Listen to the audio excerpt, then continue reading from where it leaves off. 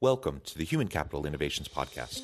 We're your source for personal, professional, and organizational growth and development, where we share original research, explore industry trends, and interview executives and thought leaders from across the globe. We hope you join us often for practitioner-oriented content around all things related to leadership, HR, talent management, organizational development, and change management. Maximize your personal and organizational potential with Human Capital Innovations Podcast.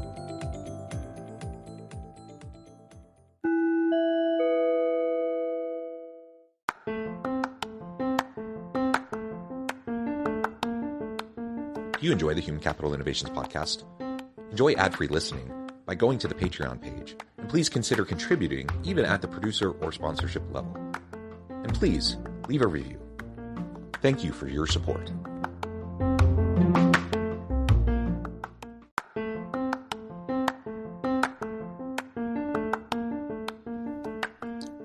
Welcome to the Human Capital Innovations Podcast. In this HCI podcast episode, I talk with Karen Siegel about the bare minimum Mondays trend and what we can do about it.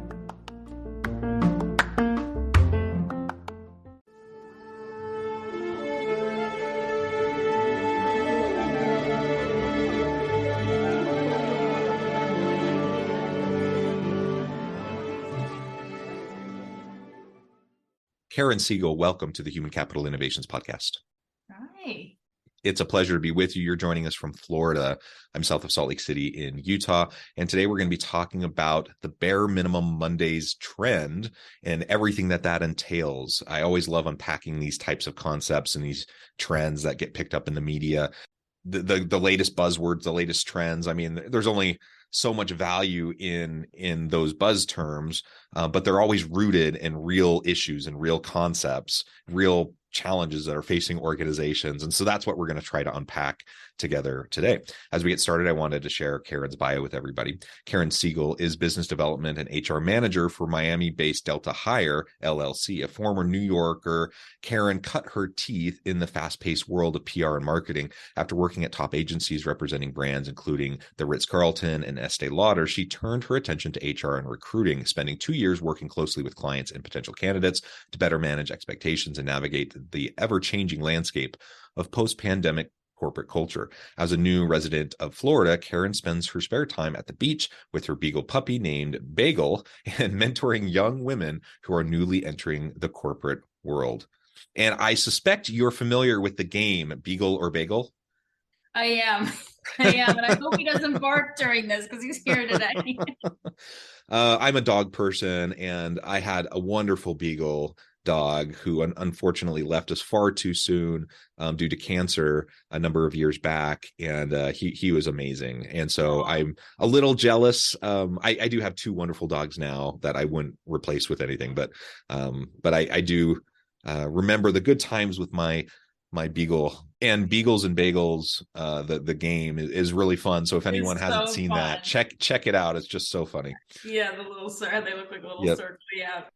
Yep. Good. Well, Karen, why don't you start by unpacking for us? Well, actually, first, if there's anything else you would like to share about your background or personal context, and then you can start by unpacking for us this new trend, the bare minimum Mondays. Yeah. So I think, my position's interesting where I'm at now at Delta Hire because I'm the HR manager, director of business development, but I also had been on the employee side for so long. And so I know what the quiet quitting and what the bare minimum Monday or the Sunday scaries feels like, because I was on that side for the past 10 years and I worked in various industries, whether it was hotels, public relations, and health insurance. So for me, I greatly sympathize with an employee, but I also sympathize with an employer because I'm now an employer and I've been an employer previously. So with the there's always going to be a key term. It started with Sunday scaries, then it went to quiet quitting, then it went to great resignation. Now it's on the bare minimum Mondays. But the overarching theme is there's becoming more and more of a disconnect and a divide between the employee and the employer. And it comes down to workplace wellness. Like, it's very simple. It just keeps getting phrased in all these other words. I'd love to really dive into not really in just bare minimum Mondays, but really the start of a 4-day work week and what that's looking like in the UK. And that's really where I'm focusing a lot of my attention on, especially for advising clients, and what that looks like and how we bridge the gap of the Great Resignation. Like you said, there's buzz terms for all these things, and it's helpful in that it gets picked up by the media, it gets people talking. Yeah. People that may not otherwise talk about these issues or really have it enter their consciousness are now thinking about these issues, which I think is good. The more we have people talking about these types of HR and leadership issues is a good thing. But it changes, and there will be a new one a few months from now or 6 months from now, and it always changes, and that's fine.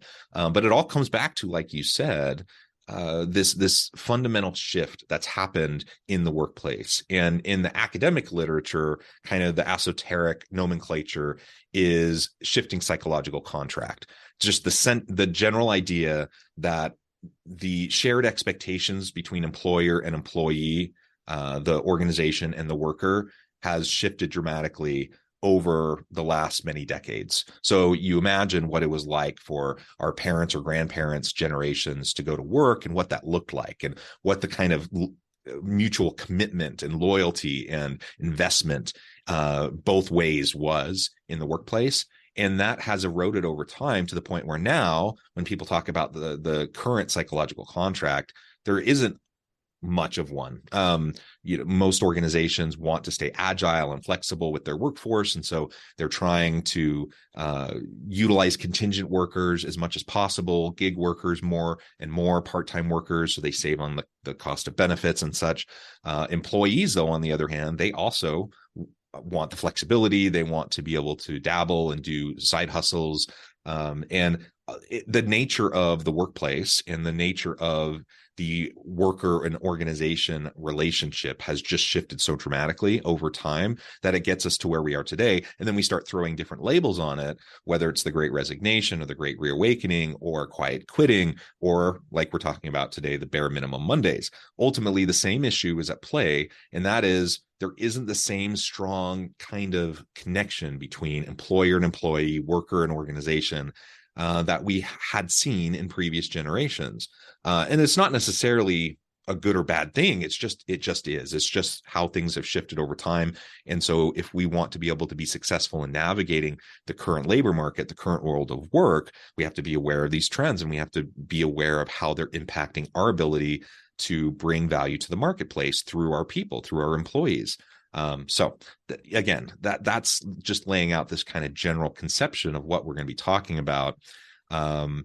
Now, as we zoom in specifically to this idea of the bare minimum Mondays, it connects with, like you said, that Sunday evening, the dread feeling where you're just like, oh, yeah, I can't believe I have to go back to work, or the Sunday morning blues, I've heard it called. The different terminology for this, right? You're like, oh, where did my weekend go? I don't want to go back to the grind.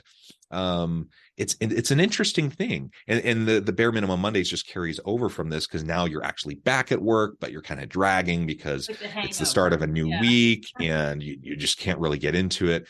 My question is, for any boss, any leader in an organization where you have this problem, where you have the bare minimum Mondays that you're observing with your people, and for any individual, for any worker who finds themselves in this kind of a mentality, what can and should change in the organization and the way the teams work and the way leaders lead and people are led? What needs to change so that we can shift that, so that people aren't dreading work so much, but rather they actually get excited? They're re-energized over the weekend, and they get excited to go back to work because they get to work with cool people doing cool stuff. And it's just enlivening and inviting and exciting.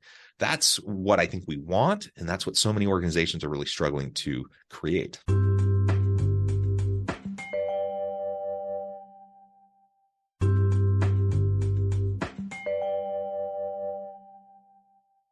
Understanding and having it not be so taboo is there's really high productivity hours and really low productivity hours. And I study this quite a bit. It's the same thing as a REM cycle. And we go through that through our day, whether we're at work or we're at home. And I spent years journaling, when are my highest productivity hours in the day and when are my lowest, and utilizing that to my benefit, and then teaching others, particularly employers, how to utilize that to their employees.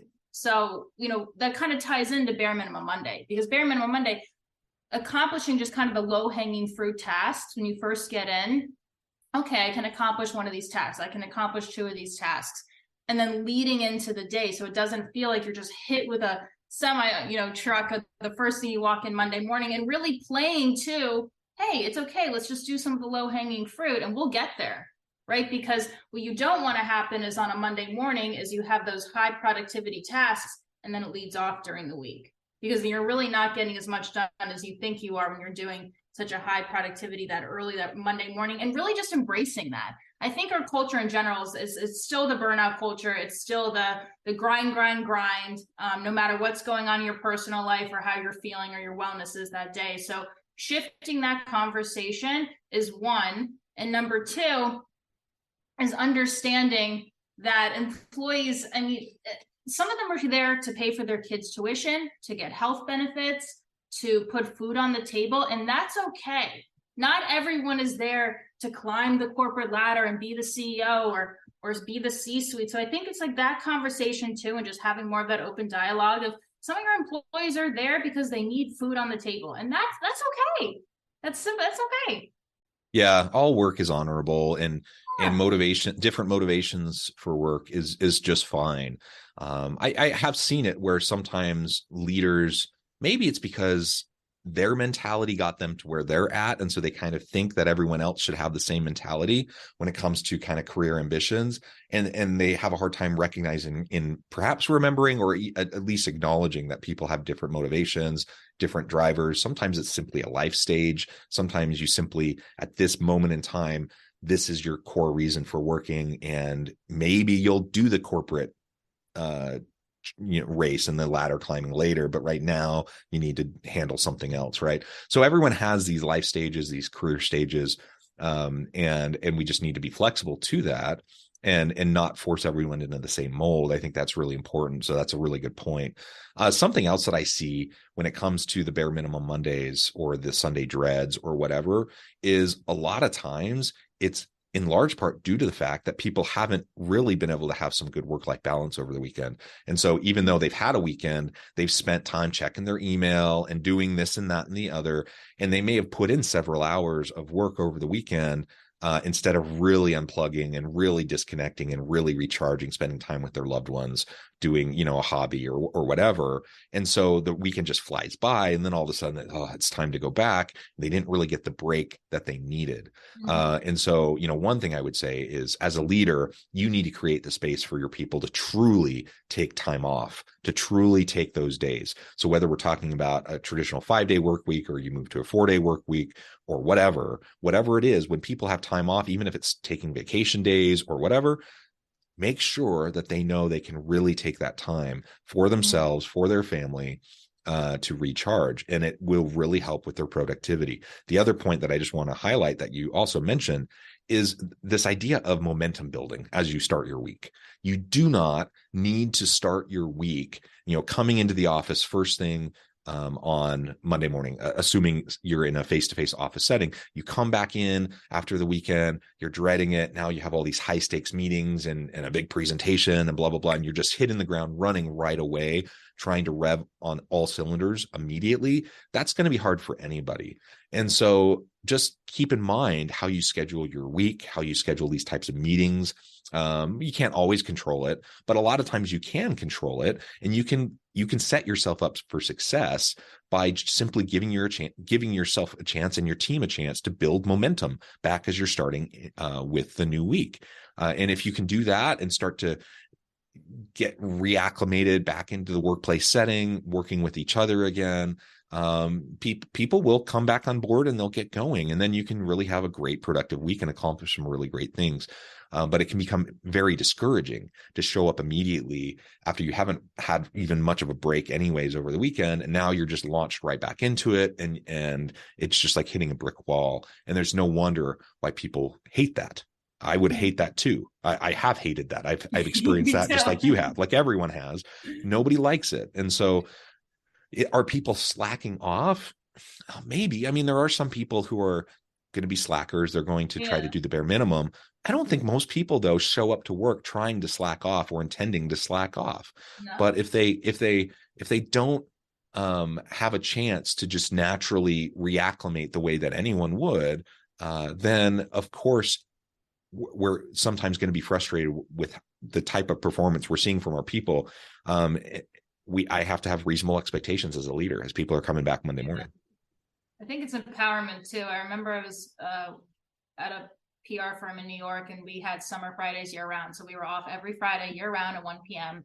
And there was something so empowering where you knew, okay, if I'm off every Friday at 1 p.m., not everyone gets this. This is a luxury.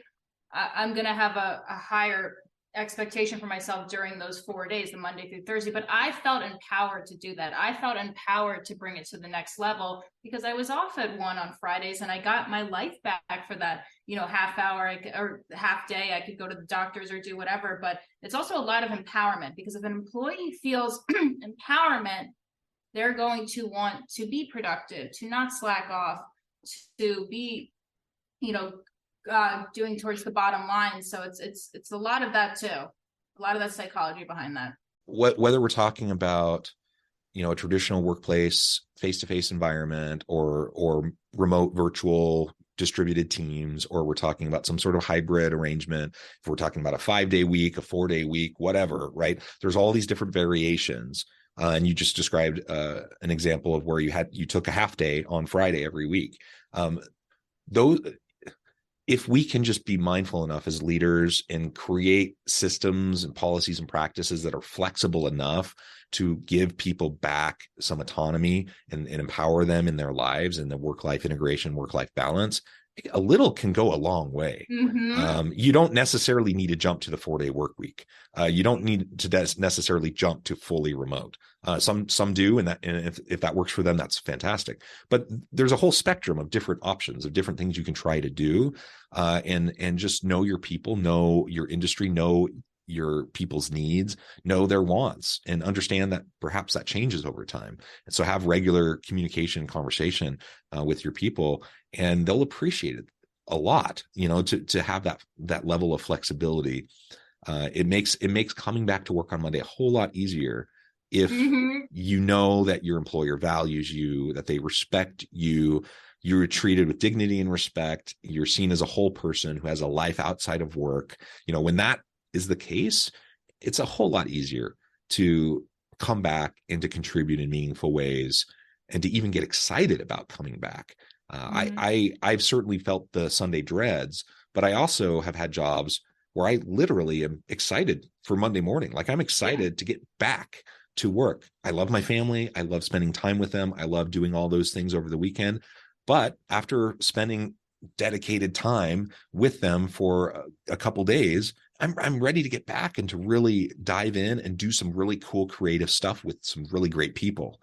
And if that's the environment we can create, you're not going to be dealing with this bare minimum Monday issue or quiet quitting or any of the trends that we've been talking about.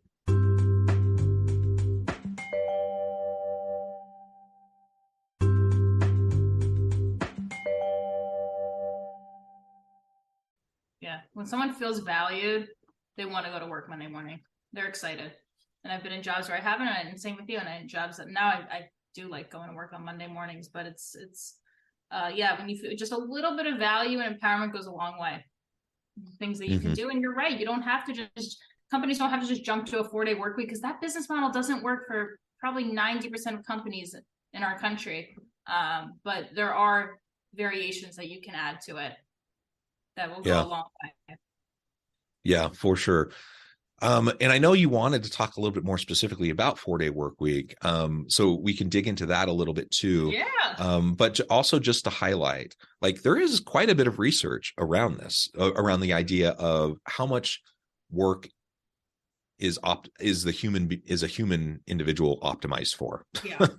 And so, there's studies out of Harvard and MIT that suggest, that instead of, an 8-hour workday, for example, that maybe 6 hours is more optimal for most people. Now that's kind of crazy in Western culture in the United States to think about a 6-hour workday. Right. Most people would think, what, are you insane? That's crazy. But the research has shown that actually people can be often more productive, more innovative, accomplish more in less time. And so, we're not even talking about pulling the 14, 16-hour days like many people do consistently. We're talking about like an 8-hour day and perhaps reducing it to a 6-hour day, or taking, a 40-hour work week in over 5 days and reducing it to a 40-hour work week over 4 days, or perhaps a 40-hour work week and reducing it to 32 hours over 4 days. Like, there's a lot of different variations of this, but there's also recent studies that have demonstrated that, especially for high cognitive oriented types of professions where you're thinking a lot, so not just kind of rote types of tasks, those types of things that are just repetitive, but where you really have to do a lot of deep thinking, a lot of deep creating and innovating, that most people really can't do that kind of deep work in any sort of meaningful way for more than a couple hours a day. And so if that's the case, how much time do we spend each and every day spinning our wheels when we're not going to be productive, just because it's the tradition and the norm that everyone should be, working X amount of time. So I just share that, as a way of perhaps thinking and reframing the way we approach work design and the amount of time that people work. I am a big advocate for getting away from butts and seats, like seat time, face time. How much time are you physically in the office or physically at your computer doing work, and moving more towards a performance-based, production-based kind of a model where like, how productive are you, and optimize your productivity and your creativity. And for some people that might mean 10 hours a day. For other people that might be 8 or 6 or whatever. It's going to be different for everyone. Let's value what people accomplish and produce in their results, rather than just some arbitrary number about amount of time that you need to be spending doing the work, because we know that doesn't work for everyone the same way. Right. I agree. And it's interesting too, the way that the high really functioning thinking that does not go on for 8 hours a day. It humanly is not possible to do that. So utilizing that to our strength instead of our weakness. And really, I was reading something interesting, particularly when the UK, they rolled this out. I think it's almost 100 companies at this point, with very positive results about a 4-day work week. And again, this isn't for every industry. I'm in a sales oriented role that's mostly commission. It doesn't work for us, but it works for a lot of other companies. And I think too, with the 4-day work week, or even modifying that, is understanding that we have to keep up with our technology. We need to get, our technology now wasn't what it was when we implemented the 5-day work week. So catching up to, we haven't really caught up with our technology in that sense, and understanding that we don't have to really be at our desk sometimes for 8 hours. We can be there for 6 hours, and I can almost guarantee you that the productivity would go up. It would, because there's wasted time. There's wasted time in my day. There's wasted time in everyone's day. That's reality. Yeah. And in some cases, in many cases, the majority of one's day is wasted time. Yeah, that's reality. And I'm thinking back. So this was partially a cultural thing, but I worked at a tech firm in South Korea, back in the early 2000s, 2002. And the Asian culture often is like, it's very hierarchical. It's deference to authority. And the idea is basically, you better be in the office before your boss, and you better be there until your boss leaves. And so people put in really long days. It's not at all uncommon that you're there at like 7 a.m. and then you're there until like 9 or 10 at night. And then you go out to dinner or drinks with the boss or the team, and then you just rinse and repeat and do that over and over again. That's a very common thing. And that's what I experienced, largely, that most of the workers did that. So it was really interesting for me, though, to observe how people worked in those really long days, like every day, really long days, and how productive were people. One, I saw that in part, this is a cultural thing as well, because you had to have meetings all the way up the line and then all the way back down the line to get anything approved, just because of some cultural norms. So people spend a lot of time in meetings that perhaps, in my estimation, kind of wasted a lot of time. But even just when people had time to do their work, did people need that much time? I knew I didn't. I felt like I was looking around trying to find things to do and do things in meaningful ways. And I also could see, kind of the ebb and flow in my own productivity during the day. and knew that there were times where I was just there to be there. I wasn't actually doing much or accomplishing anything. And I'm not singling out Korea or this particular company or anything. Like, this is a common problem. This happens in a lot of places. And this is a bit of an extreme example, but it happens in so many different places where we find ourselves stuck in the hamster wheel, of just showing up, doing work to be busy because we value busyness, because as a culture, we've said that if you're busy and you're constantly doing stuff, then that means you're doing something good. But if we can challenge that assumption and just say, okay, what are we actually accomplishing? Then that opens the door for us to be far more productive, far more effective in what we're doing. And like you said a minute ago, maybe that means we are spending, many hours a day on the deep work, on the creative work. But if you empower people to recognize that they don't have to be tied to their desk all day, that maybe that will allow them to then go on a walk, go develop some workplace relationships, do some cross-pollination of ideas where they can generate new creative approaches and solutions to customers' problems that never would have happened if they'd just been stuck at their desk all day, right? So there's a lot of synergies that can happen as we get away from kind of that traditional model as we move into the future of work. Well, Karen, this has just been a really great conversation. I note the time, It has flown by. I need to let you go here in just a minute. But before we wrap things up for today, I wanted to give you a chance to share with the audience how they can connect with you and find out more about your work, and then give us a final word on the topic for today.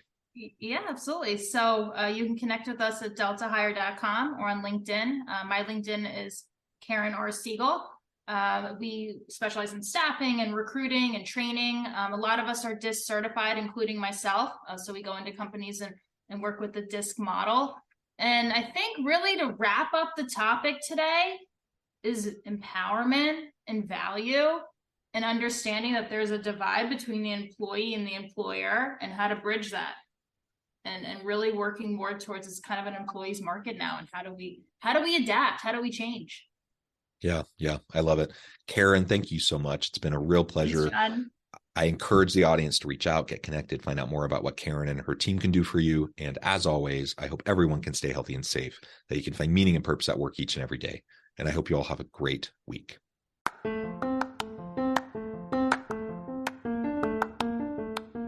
you enjoy the Human Capital Innovations podcast? Enjoy ad-free listening by going to the Patreon page, and please consider contributing even at the producer or sponsorship level. And please leave a review. Thank you for your support.